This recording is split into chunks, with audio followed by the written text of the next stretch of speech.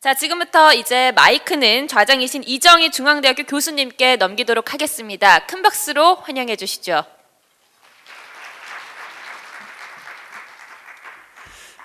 네, 반갑습니다. 그러면 저희 세션을 시작하도록 하겠습니다. 오늘 나오신 패널 분들을 제 왼쪽부터 소개를 먼저 해드리겠습니다. CJ제일제당의 식품 글로벌 사업을 담당하고 계시는 강병국 상무님 나오셨습니다. 네, 팔도의 해외 영업 부문장을 맡고 계시는 김범준 이사님 나오셨습니다. 네, 농심의 국제사업 부문장을 맡고 계시는 김경조 부사장님 나오셨습니다. 네, 마지막으로 롯데마트 대외협력 부문장을 맡고 계시는 유경호 상무님 나오셨습니다. 네, 저희들이 주어진 시간이 1시간이라 상당히 타이트합니다. 그래서 진행을 좀 이제 빠르게 진행을 해야 될 것 같습니다. 저희 진행 순서는 이렇게 하도록 하겠습니다. 먼저 오늘 패널분들 4분 패널분들께서 준비해 오신 오늘 이 글로벌화 전략에 대한 의견들을 한 5분 내로 발표를 해주시고 그런 다음에 제가 이제 이 패널분들께 질문을 드리고 그 다음에 또 여러분들께서 사전에 먼저 질문하신 내용들이 있습니다. 그 중에 시간이 없기 때문에 다 모든 답변을 해드릴 수는 없고 그 중에 저희 패널분들과 관련된 부분에 몇 가지 질문을 답변해드리고 또 플로우에 시간이 되면은 질문을 받고 이렇게 마무리하는 순서로 진행을 하도록 하겠습니다. 먼저 제 그 옆 순서대로 강병국 상무님께서 먼저 발표해 주시겠습니다.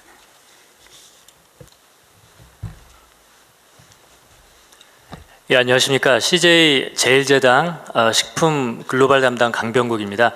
저는 특별히 자료를 만들어 오진 않았고요. 이렇게 편하게 좀 이렇게 저희가 지금 처해 있는 어떤 비즈니스적인 상황과 그다음 앞으로 어떻게 할 것인가 이런 부분에 대해서 좀 자연스럽게 식사도 하셨으니까 자연스럽게 말씀드리고 그 다음에 그런 부분들이 서로 이제 공감대가 되고 그랬으면 좋을 것 같아서 간단히 좀 말씀드리겠습니다. 제일제당은 여러분도 뭐 잘 아시겠지만 삼성그룹에서 첫 번째 제조회사입니다. 원래 이제 잘 아시다시피 물산 상사로부터 시작을 해서 첫 번째 제조회사이고 그것이 이제 저희 지금 CJ의 DNA로 잡혀져 있습니다. 그러니까 처음에 그 사업 보국이라는 어떤 그런 소위 말하는 철학이 있었고요. 이제 그 부분이 사실 식품 글로벌과 맞닿아 있습니다. 이제 무슨 말씀이냐면 이제 제일제당에서 여러분 슈퍼마켓이나 아니면은 이마트에서 뭐 예를 들면은 이마트나 뭐 롯데마트나 뭐 우리 뭐 여러 가지 이제 홈쇼핑에서 쭉 보시면은 식품 제품들을 보실 수가 있는데요. 예, 그 중에 이제 제일제당 제품들은 대부분 상당히 한국적인 제품입니다. 고추장이라든지 그다음에 이제 소위 이제 밥을 가공한 가공밥이라든지 그다음에 이제 양념장 그다음에 이제 잘 아시다시피 어머니의 손맛이라고 하는 다시다 여러 가지 이제 그런 제품들이 참 많고요. 만두도 있고 참 많습니다. 근데 이제 이런 제품들을 가지고 저희가 이제 글로벌화를 한다는 것이 어떤 의미인가? 과연 그런 것들은 이제 저도 매일매일 좀 되묻는 질문이고요. 그런 차원에서 최근에 이제 여러 가지 이제 고민을 하기에 이르렀고 그 중에 하나가 이제 과연 우리가 생각하는 글로벌의 고객들은 어떤 분들이고 그 다음에 우리가 팔려고 하는 제품과 어떻게 연결이 될 것인가 이제 그런 부분을 많이 고민을 하고 있고 그래서 한쪽 손에는 이것이 그쪽 예를 들면 현지의 커스터머한테 수용성이 있어야 된다는 그런 어떤 이슈가 있고요. 또 반대편 손에는 차별화라고 하는 어떤 그런 부분도 있습니다. 그래서 이 두 분을 어떻게 잘 조화를 시켜가지고 사업을 할까 이제 이런 부분 많이 고민을 하고 있습니다. 현재는 지금 수출 포함해서 한 40여 개국에 나가 있고요. 그다음에 전체적으로 한 뭐 5천억 원 정도 이제 하고 있습니다만은 저희가 이제 지금 수준에 만족하지 않고 어떻게 보면은 가장 한국적인 것이 가장 세계적인 것이다 이런 어떤 기체 아래서 좀 이제 사업을 확장을 좀 꾸준히 할 예정입니다.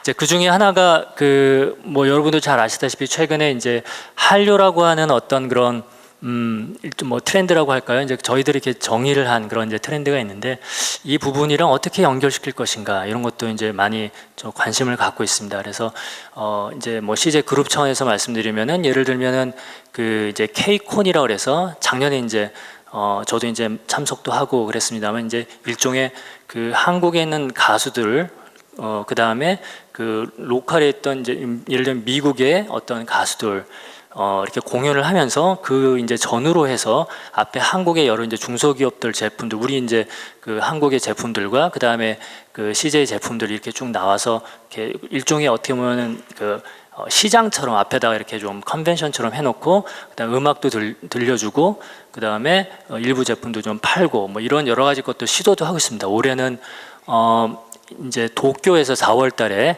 하고요. 그 다음에 이제 여름 정도에 그 LA, 그 다음에 뉴욕 이렇게 좀 하게 될 예정인데 그런 한류와 더불어 어떻게 하면 식문화를 좀 이렇게 전파할 수 있을까 또는 어떻게 다양한 차별성을 두고서 저희가 이제 그 어떻게 보면 제품도 소개도 하고 그럴 수 있을까 많은 고민 중이고요. 지금 최근에 좀 많은 실험을 통해서 어느 정도 이제 방향성이 좀 잡혔다고 생각을 하고 그런 측면에서 좀 최근 이제 앞으로 이제 뭐 작년 올해뿐만 아니라 내년 후년이 훨씬 더 기대가 됩니다. 좀 간단히 하나 마지막으로 말씀을 드리면서 좀 이제 저는 그 바톤을 넘겨드리겠습니다.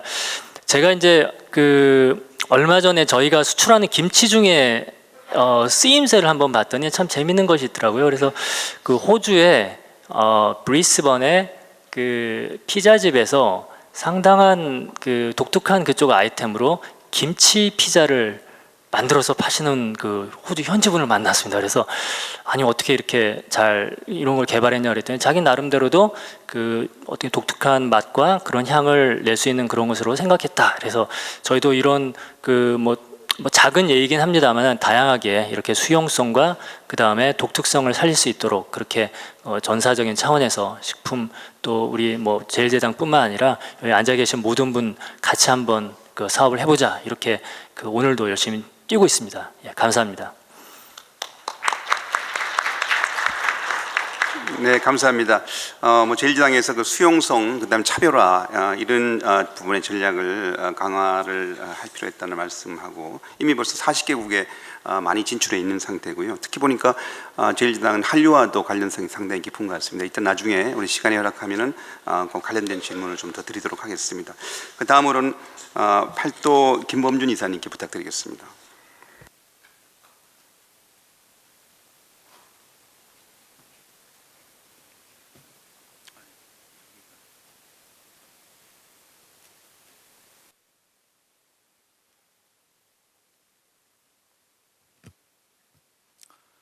그 팔도 해외오픈의 김범준이라고 합니다. 발표를 시작을 하도록 하겠습니다. 먼저 팔도 회사를 잠깐 소개를 좀 해드리도록 하겠습니다. 그 팔도는 2012년 1월 1일부로 한국야쿠르트에서 법인이 분리된 회사가 되겠습니다. 실질적으로는 한국야쿠르트에서 1983년부터 팔도라는 브랜드를 가지고 여러분이 잘 아시는 비빔면, 왕뚜껑, 비락식혜, 그리고 뽀로로, 꼬꼬면 등과 같은 브랜드를 가지고 제품 출시를 했기 때문에 실질적인 팔도의 역사는 1983년부터라고 이해를 하시면 되겠습니다. 2014년에는 그 비락식혜 김보성 씨의 의리 광고를 통해서 한국에서 의리라는 테마로 한바탕 신드롬을 좀 일으켰고 2012년에는 프로야구 메인 스폰서로서 프로야구를 후원하기도 했습니다.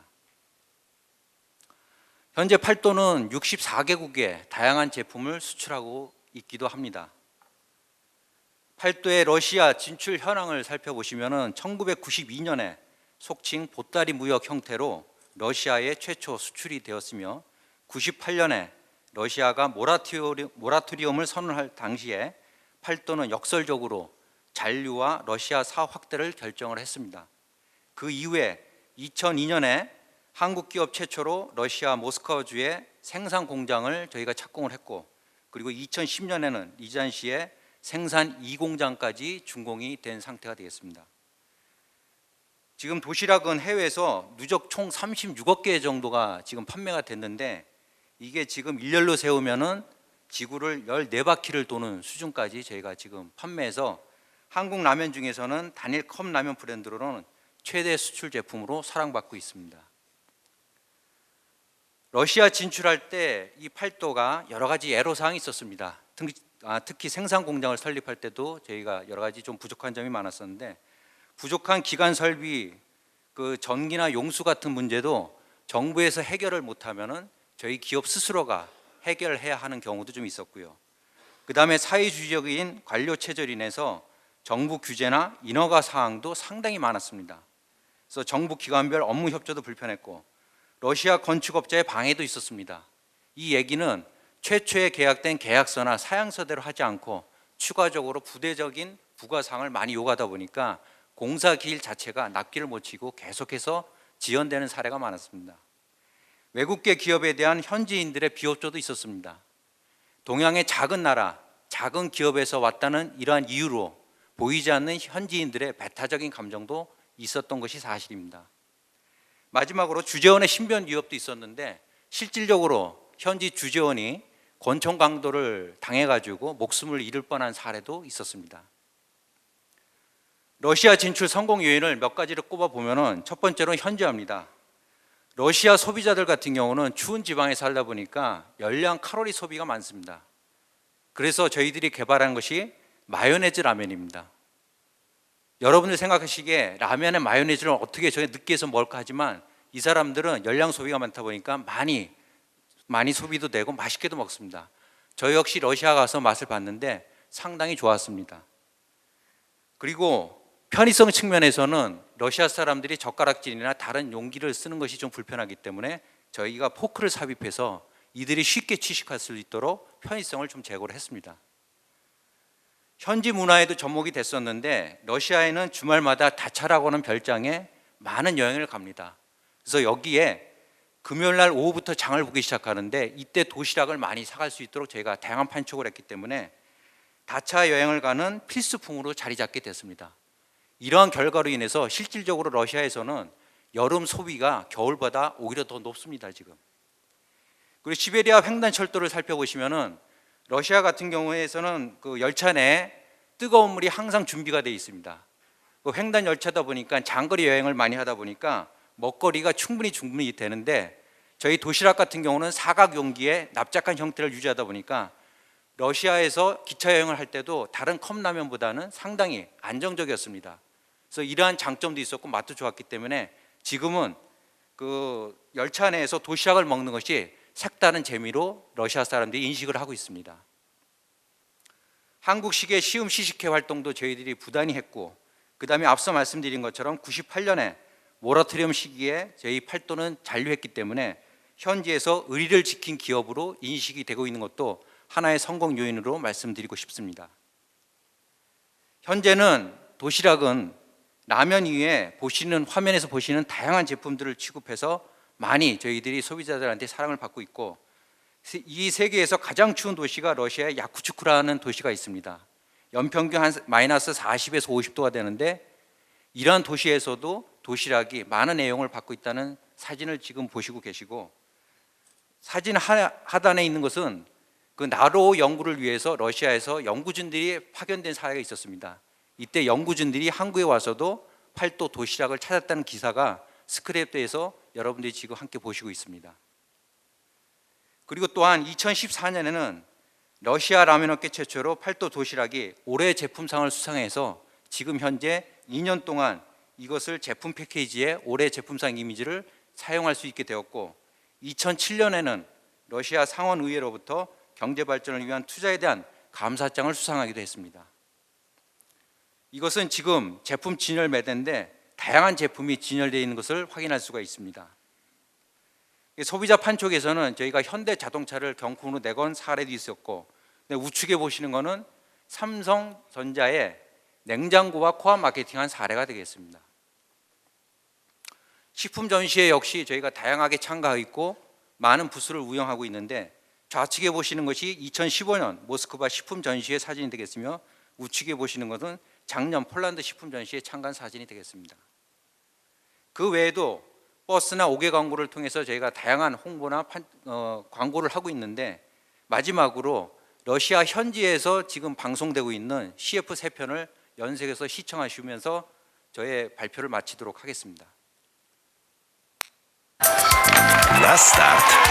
Внимание! Марш! Зимой еще вкуснее. На старт. Внимание! Марш! Зимой еще вкуснее. На старт. Внимание! Марш! Зимой еще вкуснее. 감사합니다. 네, 이제 봄이 왔는데 아주 러시아의 겨울 장면을 많이 보셨습니다. 그 팔도에서는 주로 러시아 이 사례를 중심으로 발표를 해주셨으면 감사드리고요.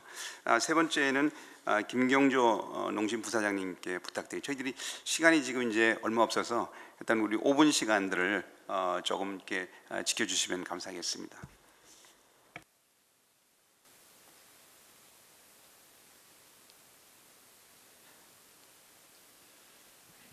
안녕하십니까. 농심에서 국제사업부문을 담당하는 김경조입니다. 농심의 글로벌 전략을 말씀드린다고 나와는 있지만 아까 발제자께서 말씀하신 것처럼 식품 회사가 글로벌하게 월드와이드하게 움직일 수 있는 게 그리 쉬운 일이 아닌 걸 알기 때문에 저희들이 그동안 그 세계 사업을 위해서 걸어온 길을 잠시 소개하는 것으로 하겠습니다.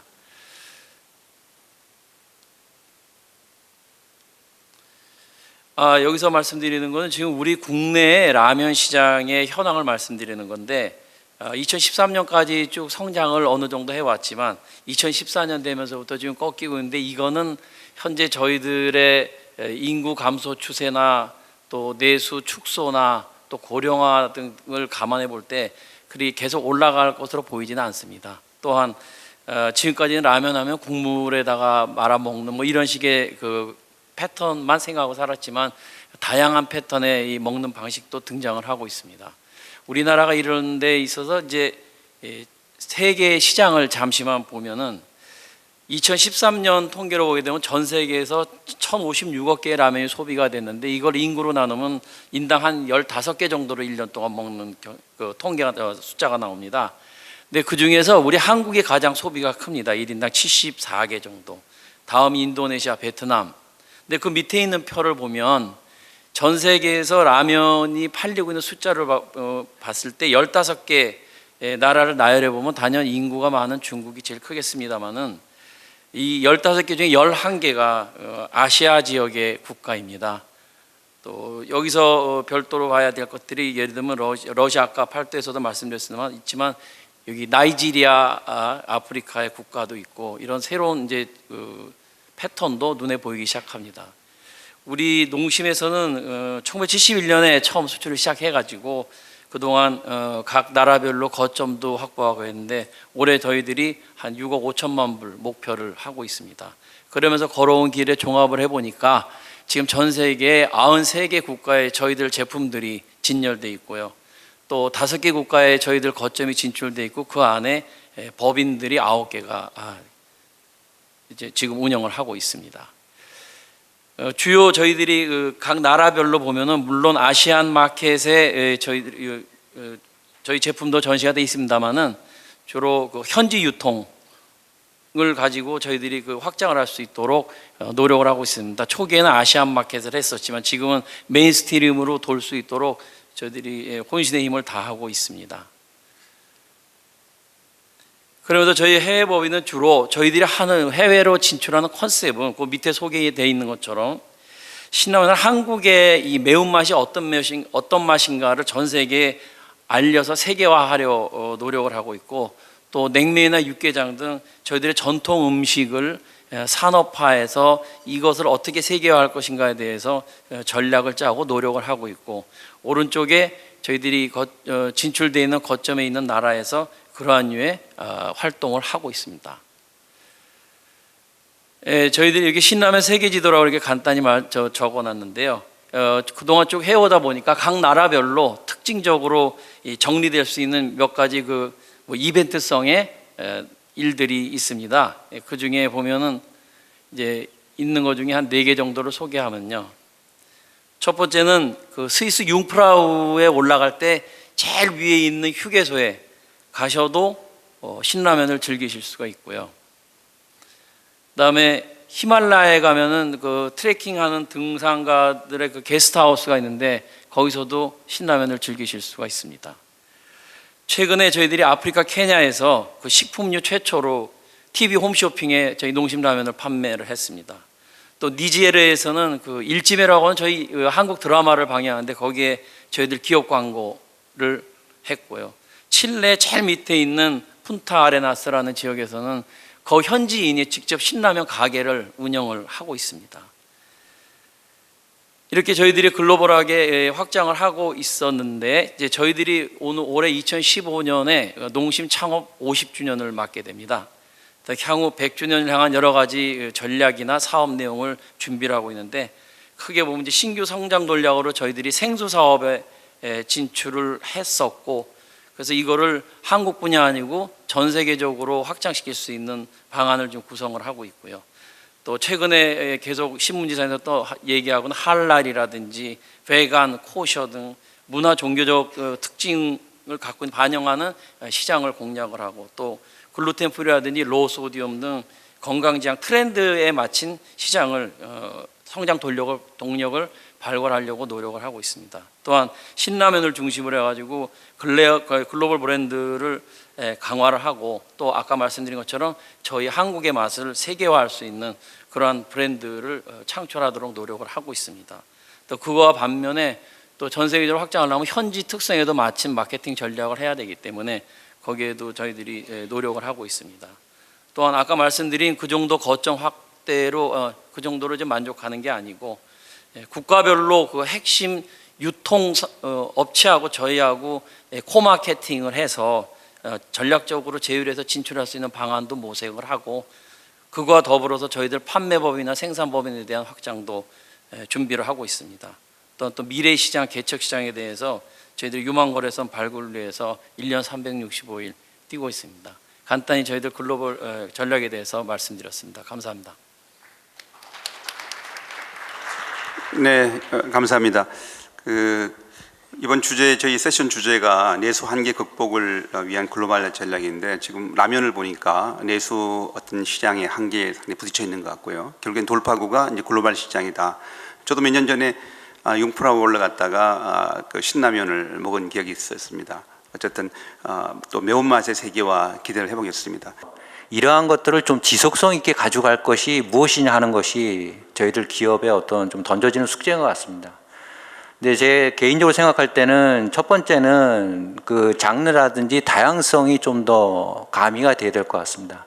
사실은 아이돌 같은 경우도 기획사에서 길러진 형태 어떤 기획상품의 느낌도 좀 많은데 생활 저변에 좀 녹아 들어가는 한국인만의 어떤 그 생활 그 한류 문화를 좀 컨텐츠를 발굴해내는 것이 더 중요하다고 좀 생각을 하고요. 그 다음에 두 번째로는 한국만이 갖고 있는 고유 가치가 좀 녹아 들어가야 됩니다.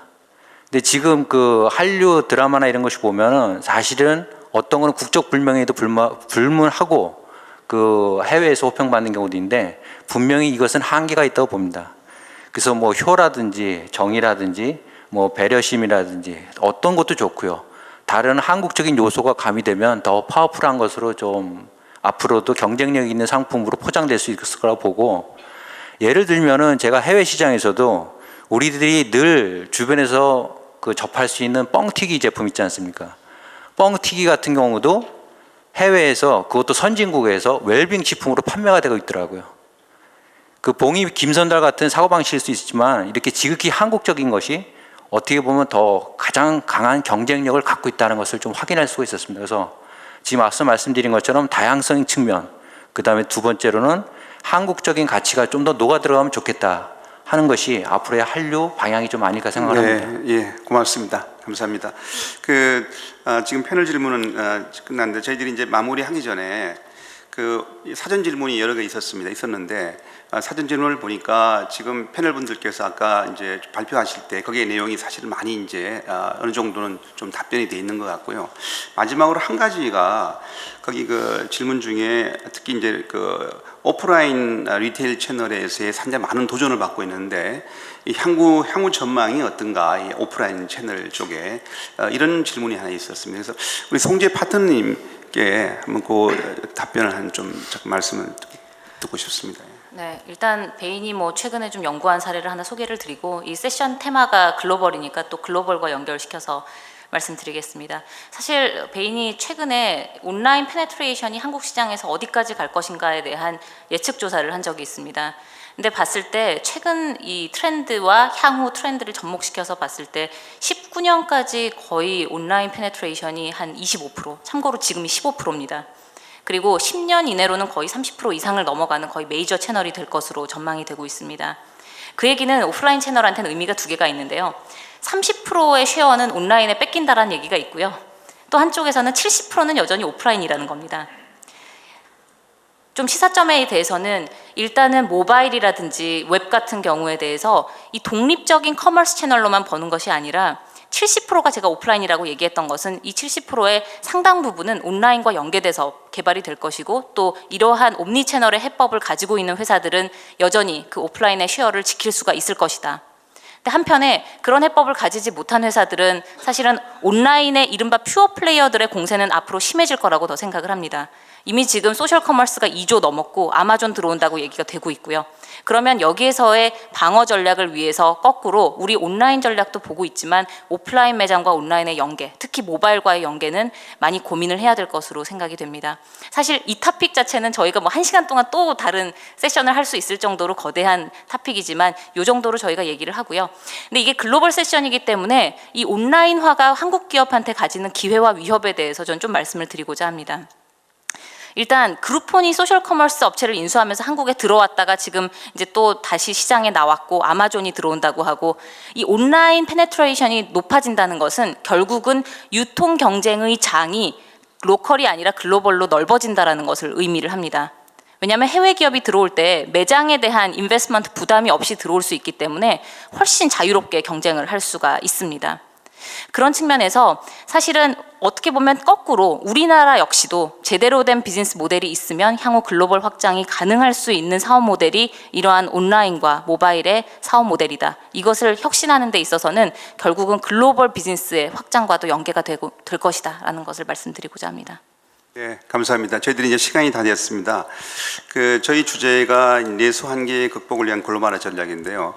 이미 벌써 우리가 내수 어떤 한계에 부딪히고 있고요. 앞으로 이 내수 한계의 이 문제는 계속 지속될 거다 이렇게 예상이 되고, 결국에는 우리 기업들이 이 내수 한계를 극복하기 위해서는 이제 글로벌화 전략이라는 돌파구를 이게 돌파해서 답을 찾아야 되는데 앞으로 이러한 글로벌화에 관련된 이러한 많은 논의가 더 많았으면 좋겠고 우리 기업들이 글로벌적인 쪽으로 경쟁력을 더 높여갈 수 있는 이래서 이 어려움을 잘 헤쳐나갈 수 있기를 바라면서 저희들 그 세션을 마치도록 하겠습니다. 아마 마치기 전에 저희들 청중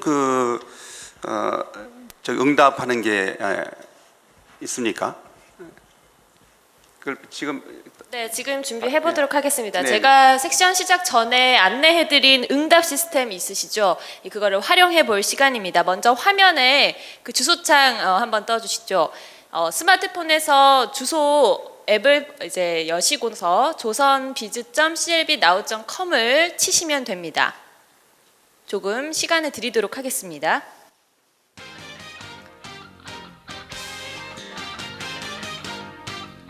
이 주소를 입력하시면 질문지가 있는 모바일 웹 화면이 뜨실 겁니다. 혹시 주소가 다시 필요하신 분들을 위해서 앞에 화면 다시 띄워주시기 바랍니다.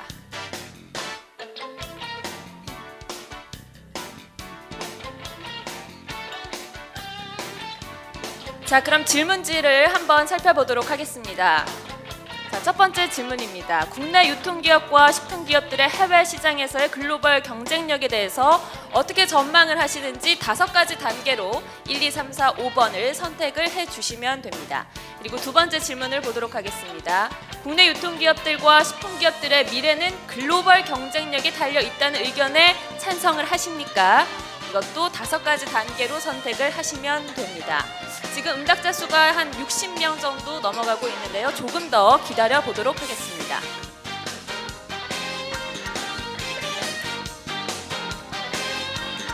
여러분들의 생각과 의견을 실시간으로 공유하고자 하는 의미로 하는 거니까요. 부담 갖지 마시고 평소 하시던 대로, 평소 생각대로 투표를 하시면 됩니다.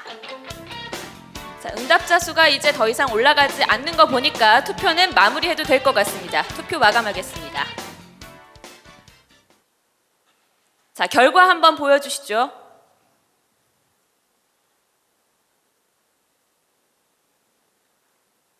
아직 결과가 나오지 않았습니까? 아직도 응답자 수가 올라가고 있네요. 80으로 올라갔습니다. 네, 이제 결과를 바로 이렇게 확인을 할 수가 있습니다. 첫 번째 질문에서 글로벌 경쟁력에 대해서 어떻게 전망을 한다. 보통이다가 38%로 가장 많았습니다. 그 다음이 그냥 전망이 좋다라고 생각하시는 분들이 그 뒤를 이었습니다. 자, 두 번째 답변 보도록 하겠습니다. 자, 글로벌 경쟁력에 달려 있다라는 의견에 찬성을 하십니까? 그렇다, 매우 그렇다에 굉장히 많은 분들이 투표를 하신 거 보니까 많은 분들이 찬성을 하시는 것 같습니다. 자, 여러분들의 이런 의견에 지금 나와 계신 패널분들은 어떤 생각을 갖고 있는지, 어떻게 분석을 하는지 한번 들어보도록 하겠습니다. 마이크 넘기겠습니다. 지금 저희들이 시간이 이제 지나서 이게 아마 일일이 다 우리가 말씀 나눌 시간은 없는 것 같고요. 누가 대표로 한 분만 말씀해 주실까요? 우리 김 부사장님 한번 어떻습니까? 예.